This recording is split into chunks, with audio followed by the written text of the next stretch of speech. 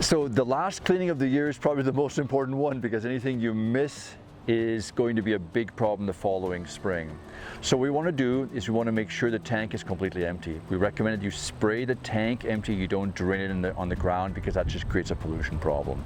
Spray it empty. Once it's empty, add water to the tank, and we prefer that if you have a clean water tank that holds, say, 150 gallons, that you divide that into smaller batches, say 3 times 50-gallon batches. That makes a more effective dilution of that sprayed water. What you want to also make sure is your agitation is open, any sparges are open, any bypass, any other manual valves that you have to activate, that you activate those. Some sprayers, for example, have a secondary flow that is for higher volumes, that's usually closed, but it might need to be open because there might be some stuff that is left in there. Once you've completely rinsed your sprayer out, add water again, and make sure that your boom ends are open. Open the boom ends. If a sprayer might have 11 sections, it might require that, each section has 2 boom ends. You might have to open 22 boom ends, and that takes time. So a lot of people will have valves on there, or even express nozzle body end caps to sort of speed that up a little bit. Even with express nozzle body end caps, we do want you to pull the plugs and make sure that there's a jet of liquid that comes out and removes any accumulated residue.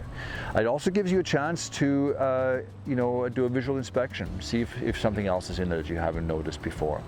Once your boom ends are clean, look at things like filter housings, take them off, make sure there's nothing on the bottom, and to put those back on, make sure your filters are clean, and then try to eliminate all the water from the whole system.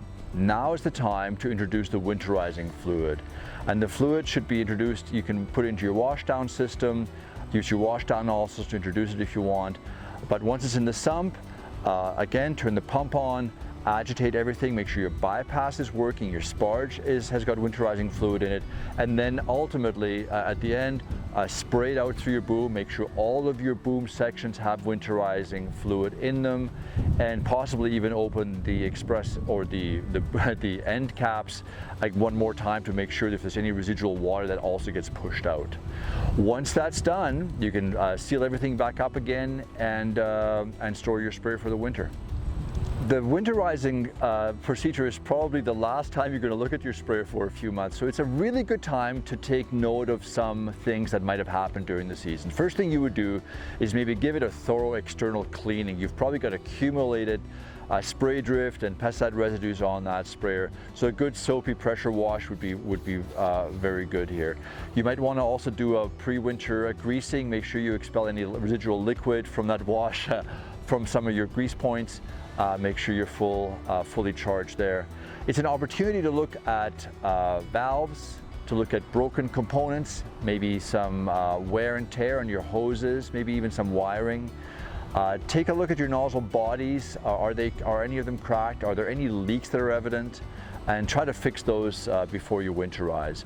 Also, take note of your nozzles. If you've given these nozzles a few seasons of some heavy use and some of them are worn looking, perhaps it's time to consider a nozzle replacement over the winter months.